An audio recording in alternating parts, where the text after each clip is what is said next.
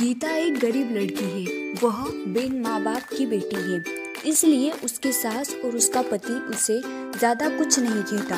गीता के घर में गीता की ही चलती थी। वो जो कहती थी उसकी सास और उसका पति बिना कुछ कहे मान लेता था, क्योंकि वह एक बिन माँ बाप की बेटी थी और उसने शादी से पहले बहुत दुख दर्द सहा था। गीता घर का कोई काम नहीं करती थी। उसके घर का सारा काम उसका पति और उसकी सास करती थी और कुछ काम उसकी बेटी भी करती थी। गीता तो रोज अपना पर्स लेकर बाहर घूमने चली जाती थी। गीता को कोई कहता भी नहीं था कि वह इस तरह रोज बाहर न जाए या घर का काम करे। घर का काम उसका पति और उसकी सास कर लेती थी।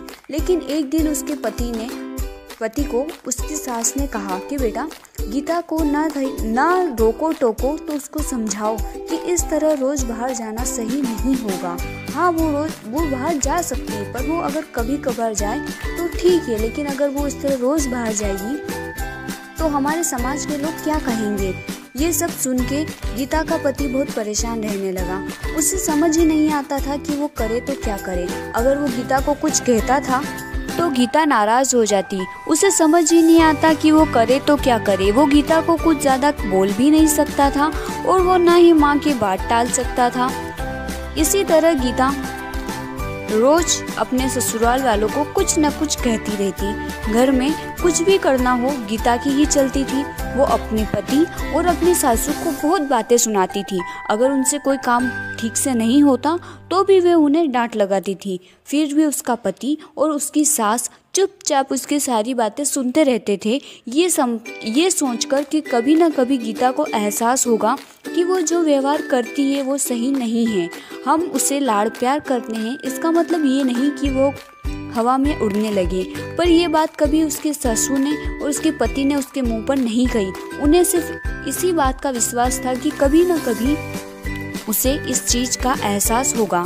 एक दिन ऐसे ही गीता अपनी सहेली रश्मि से मिलने जाती है। वो दोनों काफी दिनों के बाद मिलती है। रश्मि उसको सारी बातें बताती है कि कैसे उसकी सासू उस पर अत्याचार करती है और उसका पति भी उसकी सास की मदद करता है, उसे कुछ नहीं कहता।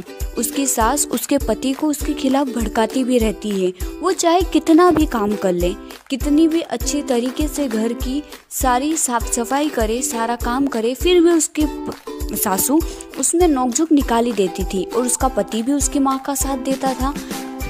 जब ये बात रश्मि ने गीता को बताई तो गीता को एहसास हुआ कि वो तो अपने पति और अपने सासू के साथ इतना बुरा व्यवहार करती है, घर का कोई काम नहीं करती, फिर भी उसकी सासू और उसका पति उसे कुछ नहीं कहता। वो उन्हें बार बार छोटी छोटी चीज़ों के लिए हजारों बातें सुनाती है, फिर भी उसके सासू ने उसे कभी नहीं डांटा। ये सुनकर गीता को अपनी गलती का एहसास होता है और वह घर जाकर अपनी सासू के सामने रोने लगती है। उन्हें सब बात बताती है कि उसे उसकी गलती का एहसास हो गया है कि उसने कितना गलत किया। तब उसकी सास उसे कहती है कि बेटा रो मत, हमें विश्वास था कि तुम्हें एक न एक दिन अपनी गलती का एहसास होगा और तुमने गलती चाहे कैसी भी की हो, लेकिन तुम्हें अपनी गलती का एहसास हो गया, बस यही बड़ी बात है। अब हम सब साथ मिलकर हंसी खुशी रहेंगे। तुम बिल्कुल शौक मत मनाओ, क्योंकि हमें पूरा भरोसा था कि तुम एक अच्छी लड़की हो और तुम्हें एक न एक दिन अपनी गलती का एहसास जरूर होगा। इसके बाद गीता और उसका परिवार साथ मिलकर हंसी खुशी रहने लगा। वो सब मिलकर सारा काम करते और हंसी खुशी जीवन यापन करते। अगर आपको स्टोरी अच्छी लगी हो तो वीडियो को लाइक और चैनल को सब्सक्राइब जरूर